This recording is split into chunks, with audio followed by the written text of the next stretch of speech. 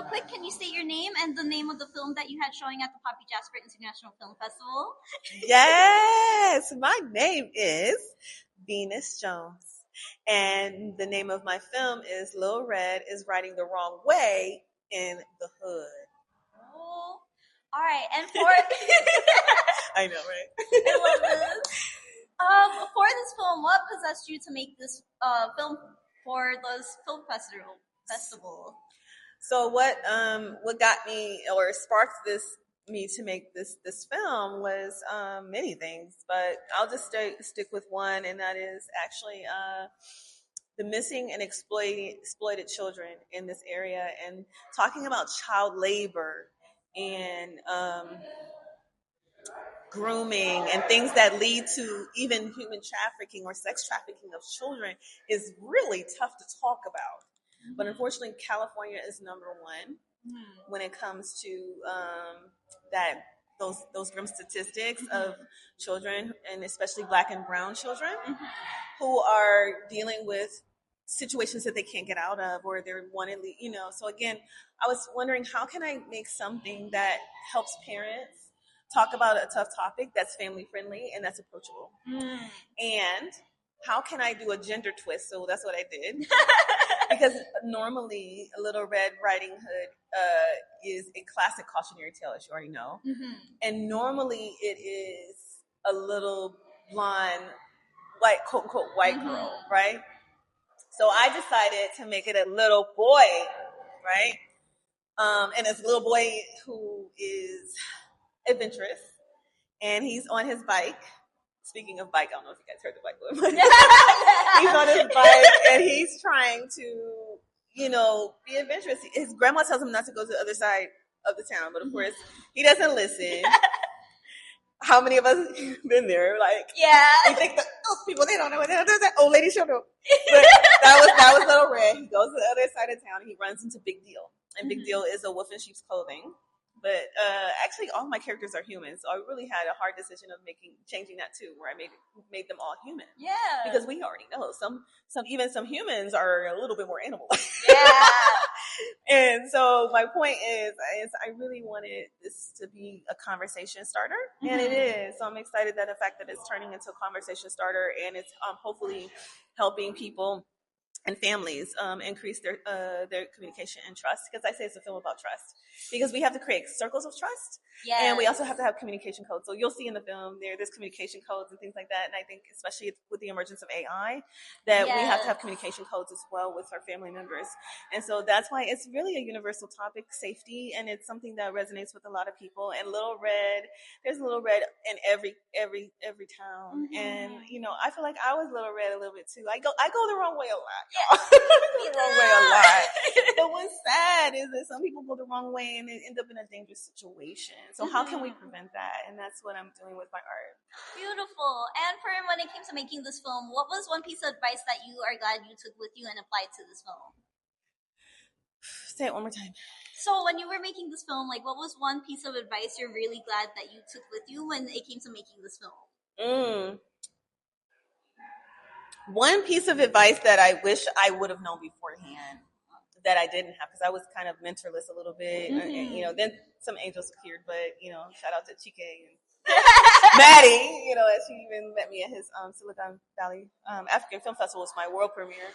But I did not know that you should have a strategy with Film Freeway, like the way you should submit your films. And I didn't know that, right? So, but in hindsight, I wish I would have looked at some of the shoot for the stars, go, for your premiere, and think of places you can, like Tribeca or things like that.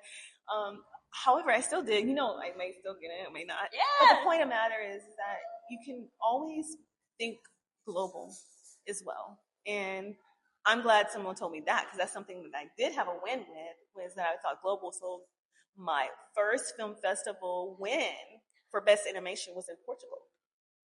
So that's cool, right? So maybe I may not get into Tribeca or the big name ones, but I'm glad that I was open to making sure that this issue was seen globally. Yes. Because it is a global issue, and it just was nice to see that no matter the language, the story is still very, very universal, and it resonates.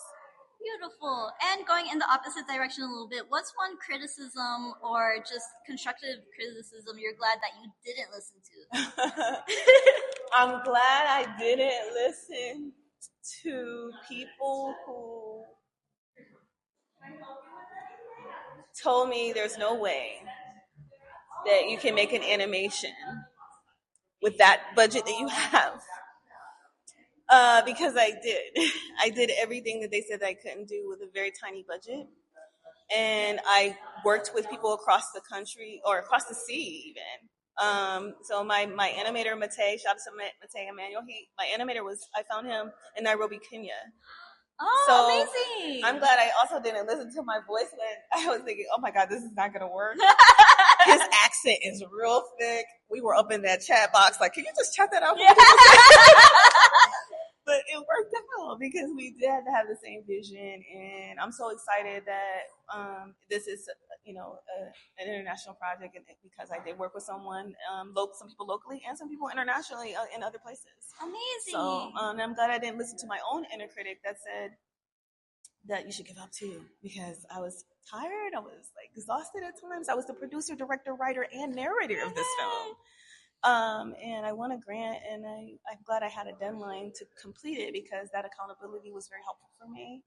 And if you are a filmmaker, just make sure you have some level of accountability, and find some other filmmaking friends, or reach out to venusjones.com. Yes, I'll be a mentor for you, because I didn't always have that. So I wish I did, but I think things are changing for female filmmakers. I think that we are, hopefully, because people are listening to what I said on the panel, that we are going to reach out and look for other people who are, even if they're just one step behind us, because just having that listening ear is so important for especially historically marginalized voices. Mm-hmm. We just want to know that we're supported, not just given money.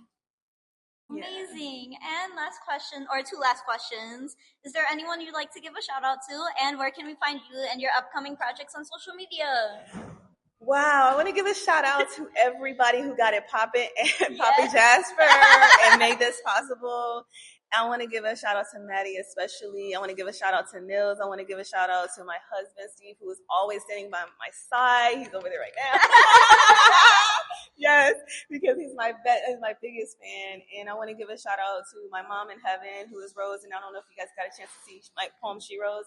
But I want to give a shout out to all my angels and all my ancestors and everybody who's rooting for me, even when I'm not rooting for myself sometimes. Amazing. Thank you so much. Thank you. All right, and that's the end of the interview. Thank you.